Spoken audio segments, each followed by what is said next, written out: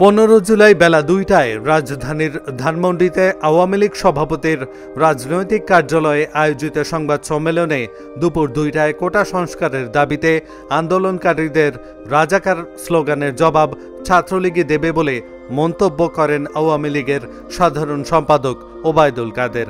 তিনি বলেন, আন্দোলন থেকে আত্মস্বীকৃত রাজাকার ও ঔদ্ধত্যপূর্ণ মানসিকতা বা আচরণের প্রকাশ ঘটেছে।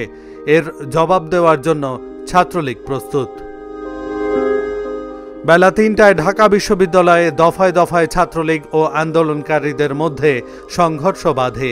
এ সময় আন্দোলনকারীদের মারধর করা হয়, গুলি করতেও দেখা যায়। দেশের বিভিন্ন স্থানে হামলা হয়। আহত 297 জন ঢাকা মেডিকেলে চিকিৎসা নেন।